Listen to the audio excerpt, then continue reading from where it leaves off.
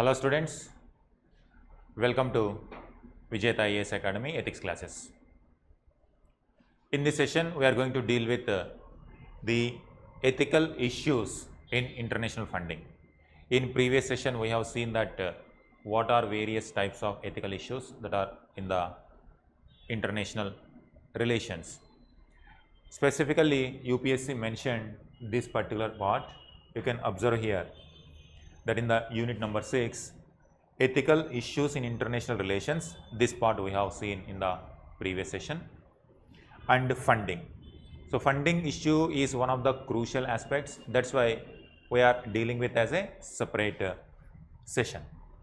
Ethical issues in international funding. And what is this all about? Who will fund? Who is funding who? And what are the ethics? If somebody gives money, then what is the ethical issue there? What kind of problems will come there? Those are the issues that we are going to deal with this. Is it something wrong that if a country gives money to some other country, is it unethical? If a country or a government agency or international body provide some kind of agency credit or some kind of assistance to some other countries, is it unethical? By the funding itself is not unethical, but the intention and the kind of strings that are attached to that funding, that creates whether it is an ethical act or unethical one. In generally since ancient times and medieval times, this is very common practice that suppose if there is a kingdom, this kingdom wants to capture the neighboring kingdom. This is how so far only in modern day periods we are talking like democracy, republic system and all. But in kingdoms, monarchies, this is the tactic that if there is a kingdom and the kingdom wants to expand its territories to the neighboring kingdom, what it will do? One is directly sending the army and capturing it. Is it ethical? So, that is why we cannot compare previous traditions with the present day. Because of such kind of tactics, so many lives were lost. That is why we are discussing them, that these international relations also had some kind of ethical issues involved. Otherwise, we lose the lives and unnecessary damage to the public. They directly go and conquer, capture the territory. In those times, the person or the kingdom which conquered the neighboring kingdom was praised as a great monarch and a great ruler or great military general. Like Alexander the Great, what he has done, he conquered large number of territories. That is why Alexander became one of the greatest general of the history. There is another mechanism also how to conquer the neighboring territory. You will bribe the people of the opponent or the neighboring kingdoms. You will fund the money, you will give the gold, you will give the money to the opposition parties in that neighboring kingdom, and whoever may be the ruler, the nobles, the bureaucrats will conspire against the existing throne. They will remove the king. Sometimes that king will be killed, beheaded, and a new king will come. Once a new king will come, then that new king will merge the kingdom with the previous king, the larger kingdom, the kingdom which funded him as the ruler. Just they will work like a feudatories, not as independent ruler, but work like a feudatory or vassals. So, this kind of tactics were used in ancient times and medieval times for very long time since the kingdoms emerged on this earth. Even today also, even though we are talking about democracy, equality and sovereignty of all individual countries, still the same kind of practices were going in a different way. That is where ethical issues involved in funding. But you may question that today there are no kings, there are no kingdoms, but how this is operating? That is what we are going to understand. Suppose if there is a state here, say like a country is here, this country is having rich minerals. Just we are taking one example. Now, suppose these minerals are very important when it comes to automobiles, let us say, or power industry. These minerals are expected or wanted by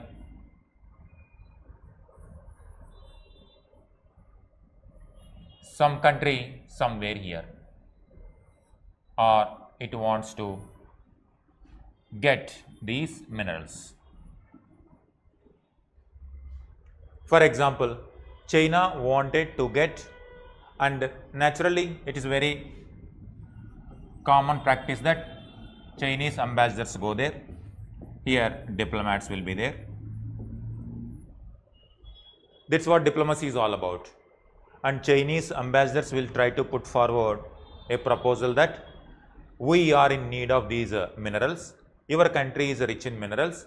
If you can export these minerals to this country, we will be able to give a lot of money also, because we are importing raw materials to you, and also we will give some kind of benefits like infrastructure facilities, industrial benefits, some more benefits also we will give if we have this agreement.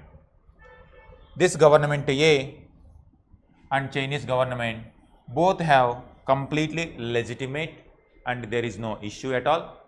Completely it is legitimate that in the international open transparent method that they also will try to get the minerals. That is up to the government, that if they want to sell the minerals to country C, that is China, they are free to export. There is no issue in that.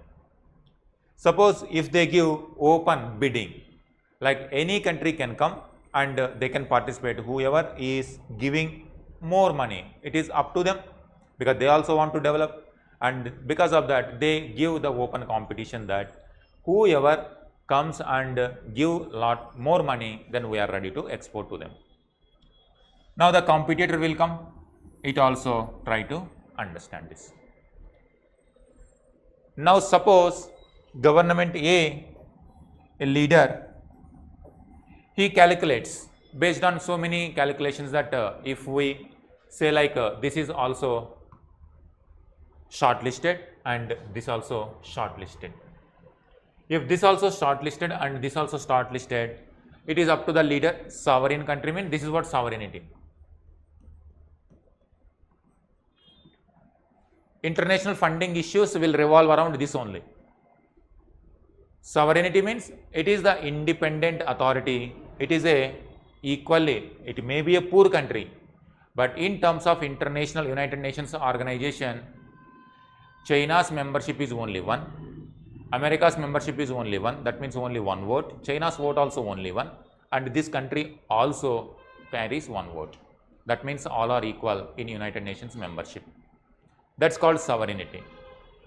These people cannot interfere what will happen inside. These people cannot interfere in what is happening. India cannot interfere. Same applies to India also. India should not interfere in other countries. Other countries also should not interfere in India. That is our internal matter. It is not kingdoms going and capturing the territories. Those days are over.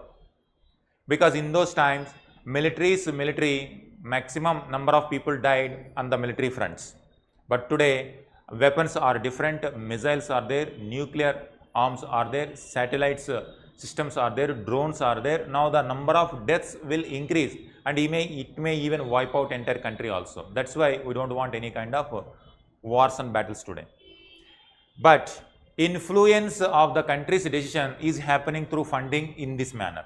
Example here. It is up to the independent country that according to their strategic calculations, either they may go here or they may go here, depending on their calculations. For example, suppose president of this country has chosen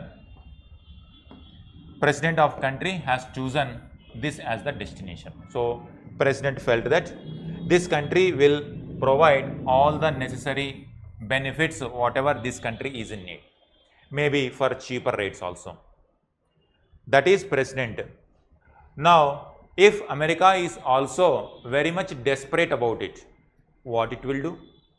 Naturally, it is a competition, and in this competition, America was not able to get this tender. China got it, and the relations between China and this country will flourish naturally when both go together. Now what happens? If America somehow wanted to get these rich, if it wanted to somehow get these minerals at any cost, but existing leader is not inclined towards America, but he is inclined towards China. But in every society, there will be opponents also for this leader. Like in case of India, one party is in power, there is opposition party. In Pakistan also, the party which is in power have opposition party. Every country, even in America condition also, there are two different parties, one oppose the other, and according to their conditions, their policies, people will vote for that and they will enter into the politics, or they become the powerful presidents or prime ministers. In every society, these two wings will be there. Now, if president is in favor of China, there will be people who consider relationship with China in the long term may not be helpful. It is always better if we go with America, let us go there. But existing president decided that it is in the present circumstances, China's relationship is better. Now, opposition parties will try to make the case that if it is a democratic country, and they will write newspapers, media, in the media like print media also, then electronic media also, they will discuss that what is the benefit for this country in case of Chinese relationship, what will be the benefits in case of Americans relationship. That's what democracy is all about, open debate, open discussion. Based on that only, governments will take the decision which is the best possible way to deal with these issues. Now, they will write in newspaper articles also, they will debate in media channels also, and even they will participate in the elections also. In elections also, they will campaign that if we come to the power, now these deals, we will go closer to America because that is a more advanced country. If we want to develop and we need help of America. Now the funding concept is coming. These people are operating in their countries as per their own resources. Whatever resources are available in that country, they can operate. Now here ethical issues will come here. As of now, story proper. Now onwards, ethical issues are turning. That when it comes to ethical issues,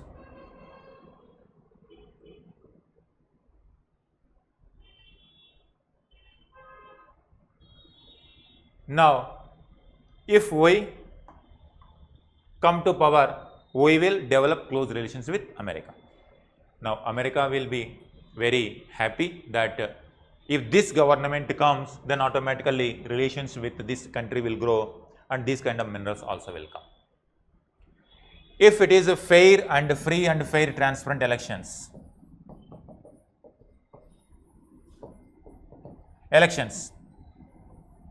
it is up to the people of this country. Common people will decide if this party A is involving, like if people like America's relationship, then they will vote for party B. Or if they like the existing government policies, they will vote for party A only. That is free and fair elections. Nobody involved, neither China involved nor America involved. As of now, there is no ethical concern, it is going already perfectly. Now the ethical issue will come. Now party B is encouraging Americans' investments. That means now America also will closely watch the elections here. And it is closely observing that the existing government is not in favor of America. That means if the same government comes to the power again in the elections, then American interest will not be served. Then what it expects? Exactly, they will expect naturally that party B should come into the power. But if they don't involve in elections, there is no ethical concern with respect to America's position. it is perfectly all right. They can expect, and that is what competition is all about. They can expect, they wish that party B comes to the power. But America wants to change the election outcome by interfering in the election process. This is where the funding process and ethics will come. America will fund party B. Party B is there. This will fund. But directly funding, that means it is corruption only. Party B is taking money from a foreign country, foreign kingdom. In the language of ancient medieval term, it's a separate kingdom. It's a separate kingdom. Now, king is taking certain decisions, but the conspiracies against the king, they are bringing another kingdom into factor. Now, this kingdom is bribing the party B. This is the modern way of conspiracies. But in the ancient times, this is direct. But in the modern time, it has to change the news media. It has to change news articles. It has to change the elections outcome by changing the minds of the people. So here you have to play the game that minds of change, minds of people. Up to modern times, if you change the mind of the nobles, if you change the names of the conspiracy, minds of the conspirators, that is enough. Country will, new kingdom, new ruler will come. But here you have to change the mind of the common people. Common people are getting information through media. That means there will be a media channel who is supporting party B. Now, America will fund, it will invest money in media which is supporting party B. This is where ethical issues are coming. For the outsider, it appears like this country is attracting the foreign direct investment in this media. But what is the intention? Is the intention is to change the government which is favoring in favor of America, or it is just for investment purpose they are coming and investing it? If the intention is, if the government of America itself openly or in an indirect manner, if it wants to fund this media which is supporting party B, then party B comes to power because of media, then party B will cancel the licenses of America, China, then it will go to America. This is called unethical.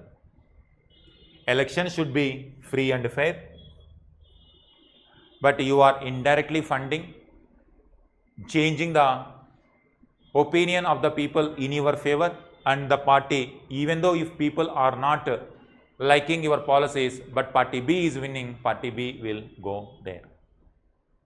This is one method. Another one is through NGOs. Through NGOs, in every society there will be some issues. In case of India also, poverty is one issue. Suppose if there is a dam construction, that construction will affect the livelihood of tribals. This is a genuine concern. Government should take care of the rehabilitation of the tribals. But America will come through NGOs. These NGOs are funded by, here I have taken one example, America, because it is exposed that America's practices across the world. That's why I am taking one example.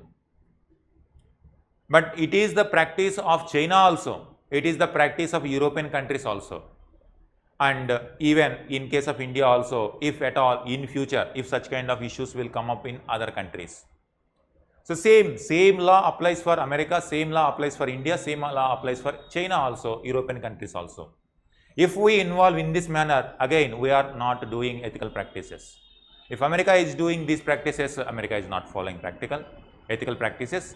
That's where the funding issues, international ethical issues in international funding. So this is how the foreign countries try to influence the democratic conditions also. It appears like we are a democratic country, and openly if people will openly debate and discuss, finally people will decide what party will come into power. But behind the scene, gradually you have to change the mind of the people. To change minds of the people, you have to use the instruments. One is like media. If a media is supporting a European country will fund this media, and this media will always show that country in a positive light. Education through NGOs. So that's where through different mechanisms the foreign countries will try to involve in these countries. There are some more mechanisms also. Suppose there is a country here. This is happening with respect to Chinese example. This is India. In our neighborhood only it is happening. That's why it is very much relevant for us. Very cautious step also we need to take. Now observe here. Here Sri Lanka, here Pakistan is there. Now Pakistan and India do not have good relations. Often relations will be oscillating. Sometime good, sometime not good, like that. This side we have Chinese border. Now China feels it is autocratic, dictatorship style. That means even though party is there, but people should vote for one party, that is the only one party, Communist Party. This is democracy. Ideologically, democracy and autocracy will not, totalitarian state and democracy will not go together. Because here people's wish are expected, and when it comes to here, the leader will decide what people should do. Here people will decide what leader should do. The difference is their leader will decide what people will do. Here people will decide what leader will do. Difference is there. But India is not involving in this kind of propagation of any kind of ideology. That's what since if you take 3000, 5000 years of history also, we never concerned about beyond our neighboring, beyond our natural boundaries. We never worry what is happening there and what is happening there. We will never directly interfere in their internal affairs. We always worried that our natural boundaries must be protected. Our natural boundaries should be always away from the invasion, so that we are always defensive only, not offensive. That's what our track record of ancient civilization. But it is not the same kind of behavior will be there with this. And it is expecting, it is thinking that if this kind of policies and this kind of democratic systems are there in close to neighboring, because they involved in the Cold War period, they involved in the ideological warfare with America. So because of that, even though we did not involve in the Cold War, because of the Cold War mentality, they started creating trouble for India in the border areas. Now China wanted to curtail or create trouble for India, and what it has done? It proposed China-Pakistan economic corridor like this. And Pakistan also, Pakistan has since independence, that is what the partition is. Pakistan wants more territory, but Pakistan got less territory according to Pakistan. That's why it wanted some more territories in Jammu and Kashmir. That created enmity between Pakistan and India, and the issues are continuously going on. China has taken the advantage of this hostility between India and Pakistan. China proposed a corridor, that China-Pakistan economic corridor. From the Pakistan point of view, it is a developmental project. And what this developmental project will do? They will invest. They will invest. China will invest here, but it is not free, it is a loan. One day Pakistan has to pay to China, but China will give lot of loan, a huge loan. It will go beyond the repaying capacity. Suppose if we need a loan, we get the loan, and generally how much loan will be sanctioned by the bank or any other party? Whatever your paying capability, that much only. If your paying capability is 50 lakh, they will give 20 lakh, 30 lakh of loan. If your paying capacity is 1 crore, they will allocate 70, 80 lakhs. But your paying capacity is 5 lakhs only, then can anybody give you 50 lakh? And 50 lakh, then it takes a lot of time, and also it will create tensions how to resolve this loan problem. But China intentionally will give huge loan, and the person who, even though they are having 5 lakh capability, if they get 50 lakh, it appears very happy moment that they are able to get attract a lot of loan. But if they could not manage it, if they misutilize it, if they don't utilize it properly, then the problem will start that their repaying capacity is only 5 lakh, but loan is 50 lakh, then interest rate itself will go beyond your paying capacity. Then ultimately what you have to do to pay complete amount? You have to sell your land, then only you can dispose this. If you utilize that amount, you can become very successful. If you do not, that's where the key lies. Particularly, suppose when countries are not yet stable, countries are continuously involving in the power politics, and whatever amount will come from the foreign countries also, that will go waste, corruption, in the form of corruption, that will not result in the outcome, and the companies or the investments also will not give the outcome, results, it will not give the profits, but loan will increase, interest rate will increase, and interest will have to be paid. One day, what happens? This will be taken by completely China. That's what even China has given some loan to Sri Lanka also, beyond the repaying capability. Now it has taken that 99 years of lease. A port was developed by China. That port, Sri Lanka expected that that port will give a lot of revenue, and with that revenue they will repay the loan. But what happened? That was not able to generate the kind of revenue what Sri Lanka expected. Sri Lanka is not able to pay back this loan to China. Loan interest is increasing. Finally, what they have done? It is better only China can run this port also.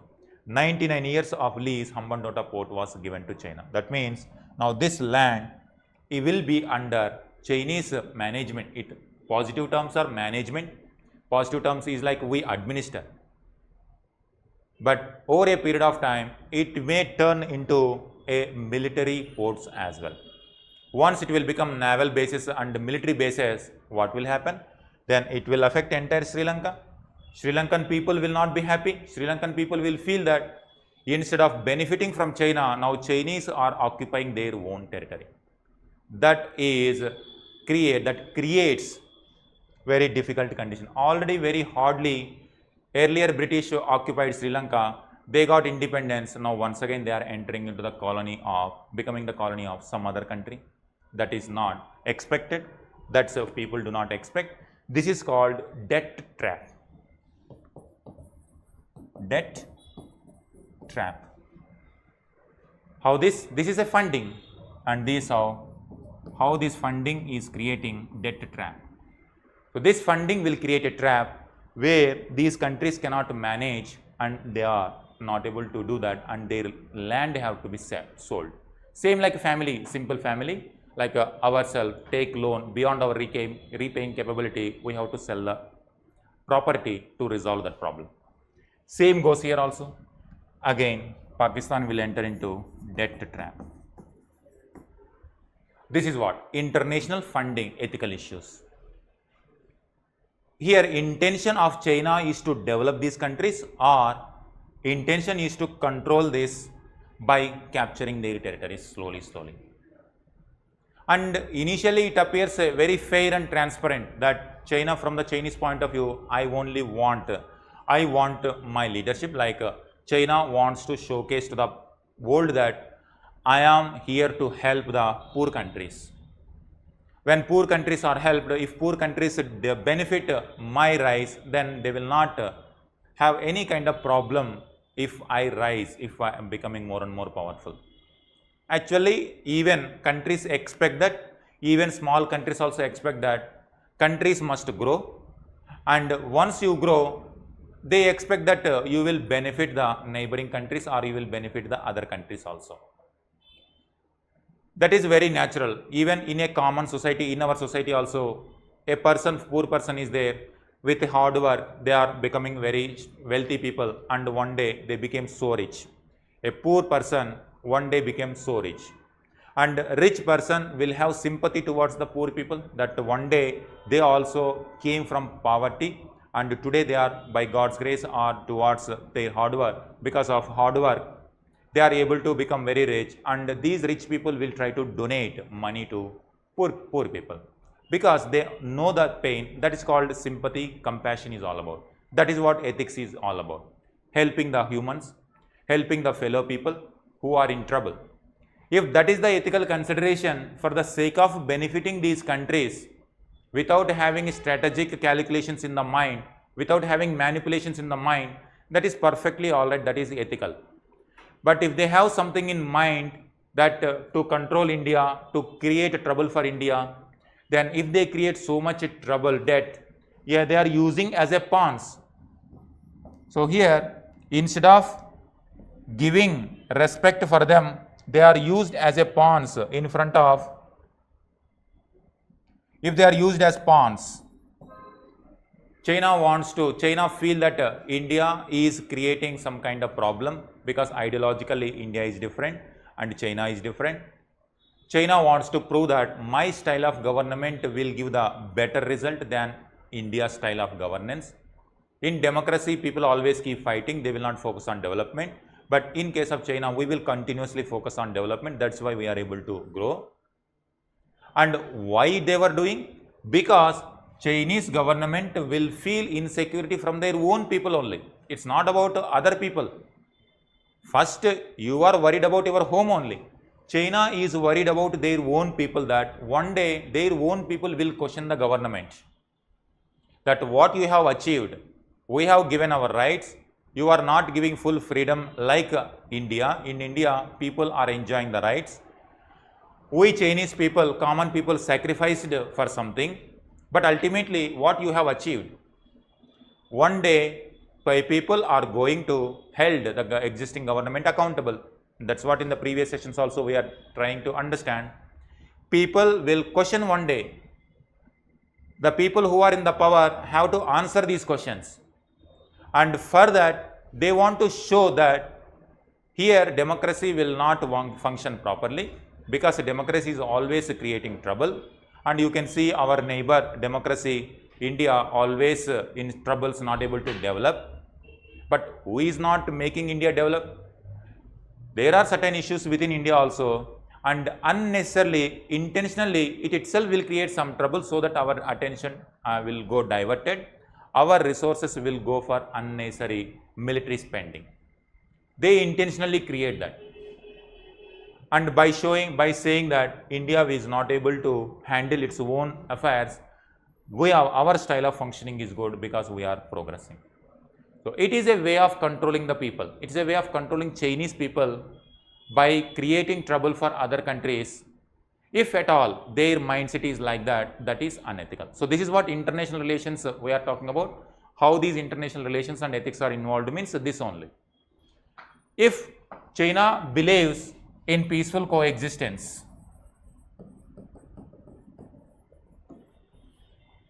I live peacefully, I will allow the neighboring countries also live peacefully. I don't want any land, any territory from any other country. Whatever territory I have, then I will manage myself. I do not threaten others. By becoming powerful, if you threaten the neighbor, then people are afraid of your rise. If Chinese official policy is peaceful coexistence, then that is completely ethical. If Chinese policies are aggressive, then that is unethical. And how these unethical practices are being followed? In this debt trap mechanism.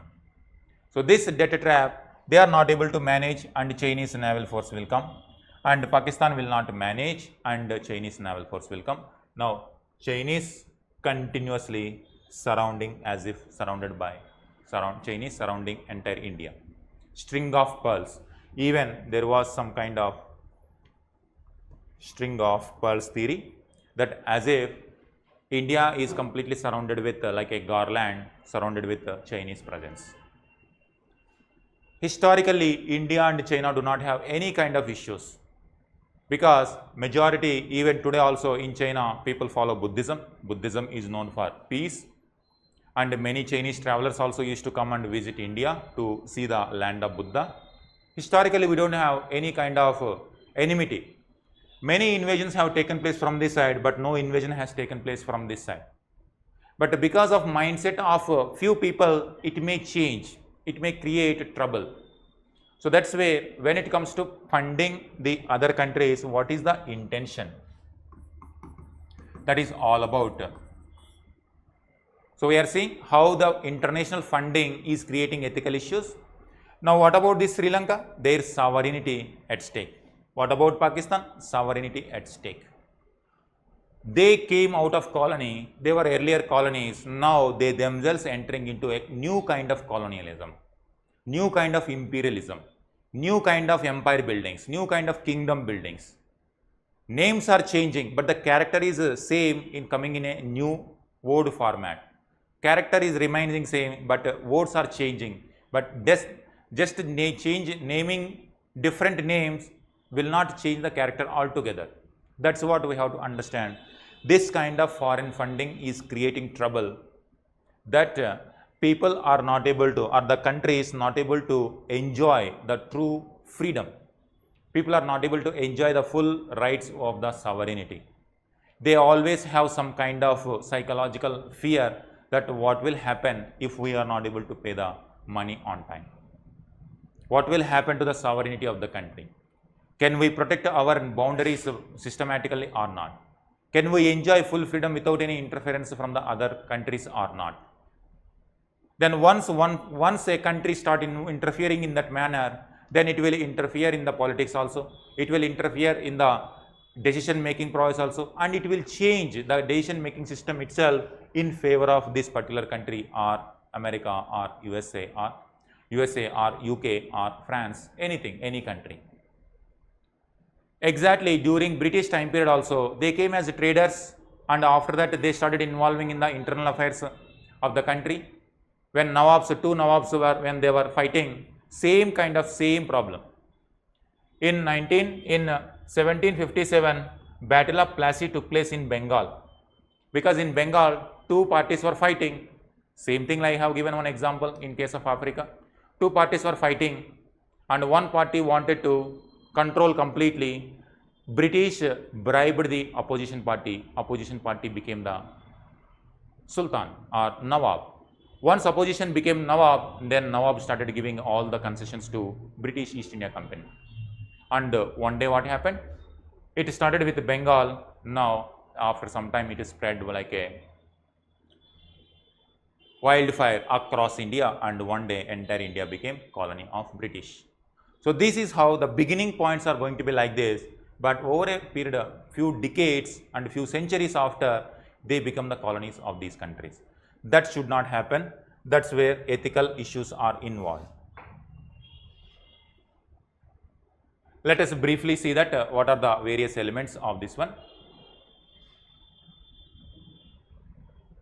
One is conditional funding. Conditions means they will fund you, but without conditions the funding will not come. You have to do something for them. Imposition of plans, weakening the people's rights, choices and decisions to choose the demands and activities necessary for their development, ignores local societal diversity and local ownership. IMF loans to India after 1991. India needed money.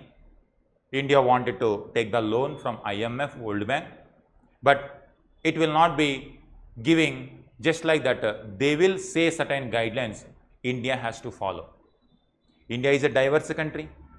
Indians need different kinds of needs are there. Whatever money you are giving, that should be completely freedom. The money should be given with complete freedom, so that we can spend according to our needs of the people, of different diverse people. But IMF and World Bank, they decide, and in turn these institutions are controlled by America's power. America will decide where this money should go, and where this money should go, and how Americans know that this money is good in this particular sector. They will align this spending along with the American interest. If it goes to software industry, then America also will benefit. If it goes to infrastructure, then America also will benefit. No doubt, it will benefit India also. But that conditions itself will limit the choices, and India may require those some funds for some other urgent purpose. Still, despite we need for urgency, we cannot use that fund. So that is called conditional funding. Same goes to other countries as well. India also experienced it. Debt trap funding, we have seen in detail how countries are becoming trapped in the name of development. Funding to NGOs, non-governmental NGOs, if there is a developmental activity, if some tribal people are getting affected, no doubt they must be solved, the problem must be solved. But if neighboring country or any country do not want to get this problem solved, if they want more problems and drag these problems, they will fund through NGOs. NGOs will protest, keep on protesting. Even if government come to the terms what tribals are required, what locals are required, still NGOs will not be feel happy, because they want to continue the protest for very long time. It want destabilizing the government, and new government will come, and once its cycle starts, then overall India will not benefit. When we are in a family, if we are keep on fighting, family will not grow. That's how, to keep the trouble intact, NGOs are funded. NGOs will keep working as instruments of the foreign country. That is how, when it comes to funding terrorist organization, and best example in case of India and Pakistan. Pakistan army cannot defeat India's army. India's, given the resources, vastness of the India's size, India will maintain a huge army. Indian army can anytime defeat Pakistan army, and Pakistan cannot do that. And what is the solution? India and Pakistan should maintain peaceful relations, trade should develop, people to people contact should develop, both countries should peacefully coexist. I will not create trouble for you, you don't create trouble for me. But Pakistan do not understand this. They used to feel that they are very powerful than India, and that if they come with army, they are going to be defeated. They have chosen some other mechanism that is called proxy. They will train certain people, they will be trained, they will give money, they will weaponized, and these trained people called terrorists, they will send to the borders. They will cross the borders and they will indiscriminately start killing the people, and it creates, it hurts the Indians, it creates terror in the minds of the Indians.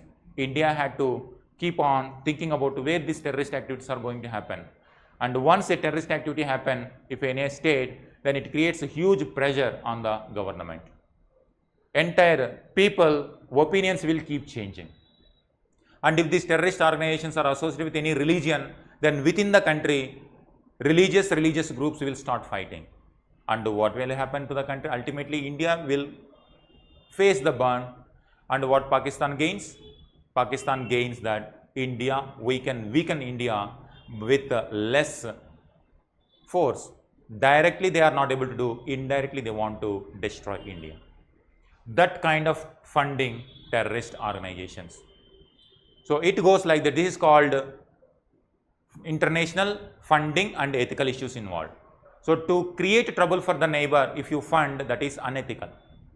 You fund for the development, you fund for the peace, then that is ethical.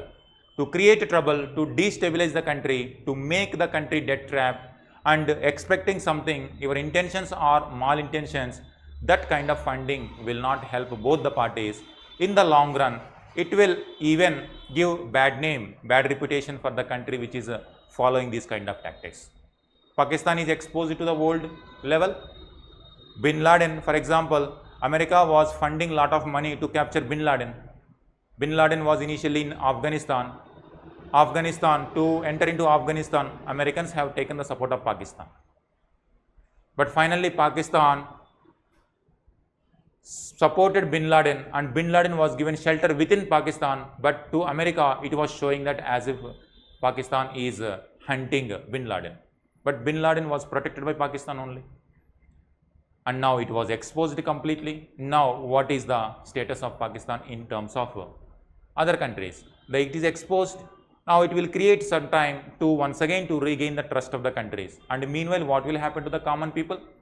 Here common people will be at the receiving end. Poverty, unemployment, underdevelopment, all these problems will be faced by the common people. Common Indians, common people will not have any problem, but the policies of this kind will ruin the relations. That will not benefit Pakistan also. Funding election campaign, we have seen election campaigns will be funded so that the party which is in favor of their policies will come into power, and they will start taking the investments from them, exports to them, opening the markets to them. All these kinds of infrastructure developments will be given to them. In this way, they are going to change.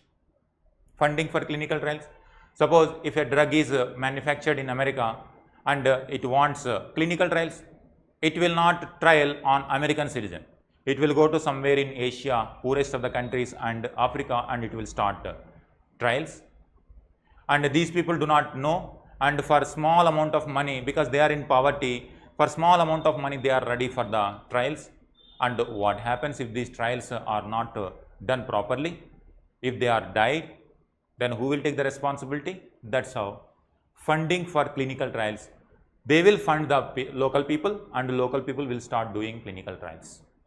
That is unethical in poor countries, Africa and Asia. So in this way, this is how, like, everybody must be happy, pain should be less, prosperity should be there for everyone, all people must go, and all people must coexist peacefully. But through different kind of mechanisms, if some countries try to manipulate this, that is unethical. So these are the various issues that are involved in international funding. So with this, we have completed international issues, ethical issues in international relations, and also in funding. We will meet in the next session with another topic. Thank you.